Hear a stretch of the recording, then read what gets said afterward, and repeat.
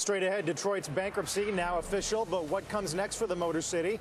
President and CEO of the Detroit Regional Chamber will join us live after the break and tell us where the city goes from here. We'll be right back.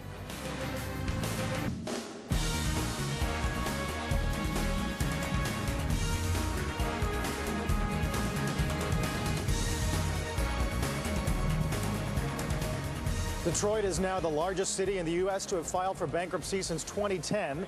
What will it take for Detroit to turn its financial woes around? Sandy Baruah is the president and CEO of the Detroit Regional Chamber of Commerce. He joins us this morning to talk about it. Sandy, good morning to you.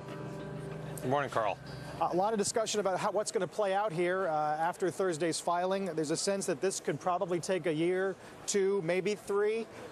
In that time, how do you draw business to Detroit? How do you keep the businesses who were there to stay there? Well, the great thing is the businesses that are here are committed to staying here. You look at the General Motors statement, you look at what Quicken has said, they're ready to continue to invest in this town. Detroit has not gotten its fair share of outside capital, Shanghai, Chicago, LA, you name it. And the reason Detroit hasn't received that is because of the hygiene factor, if you will, the stability of the city government. Bankruptcy gives us a tool to help us address that. A lot of discussion about the degree to which the feds need to help out. You used to administrate the SBA. What kind of pressure will the city or the state put on the federal government to administer aid?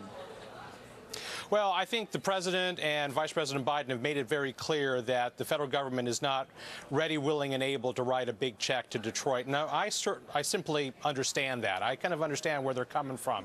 I don't know if we're necessarily on our own, but we have to kind of fix our own issues first before I think we're in a position to be able to go to the federal government with a plan.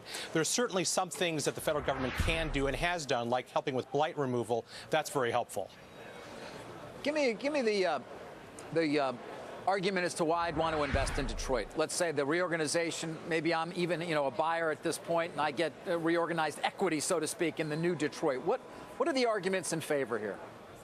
Sure. Well, right now, Detroit is a great place for smart money. Not necessarily safe money, but smart money. Over the last, 4 or 5 years, there's been $12 billion, that's billion with a B, dollars of private sector investment in the city. There's been 12,000 new jobs in downtown alone just in the last 3 years. So there's a lot of money coming in to Detroit as it is now. We're the fastest growing IT hub the second fastest growing IT hub in the country. So there's a lot of tremendous positive things that are already happening in Detroit.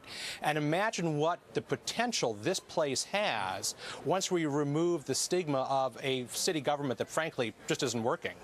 Sandy, you mentioned some of the revitalization downtown, but it seems like what's needed is a more concerted effort to recognize the sprawl that a lot of people have identified away from the center city to perhaps moving businesses, for example, back into the city center. I mean, that's a place where the Chamber of Commerce could really play a role here. So is this bankruptcy filing going to spur this kind of top-down change to help the city move into that next phase of development? Yeah, that's a really excellent point. So getting businesses into the central city or the university district, what we call Midtown, is already happening. In fact, you cannot find loft space or condo space or an apartment in the downtown or the university district in Detroit. It's completely sold out.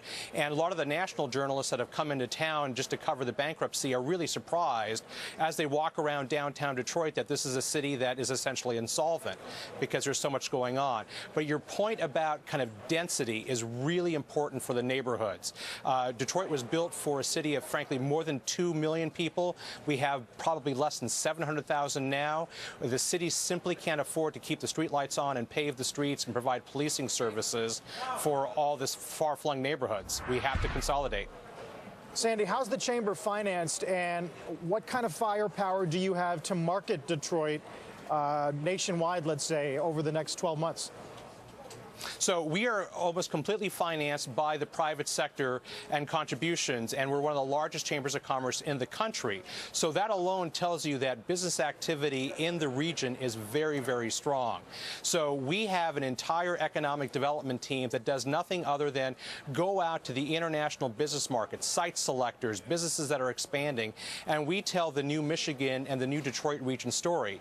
Because for us, it's more than just about the city. We have an incredible region inside Southeast Michigan that has the highest percentage of engineers in the country, has some of the leading IT and healthcare firms in the country, not to mention the automotive industry that is, as you know, booming. Yeah, well, we're going to hear more about that this week with some earnings results. And certainly we're no stranger to Michigan ads on our air. We'll be looking to see if where yours show up as well, Sandy. Thanks so much for your time. Thanks so much. Good to see you.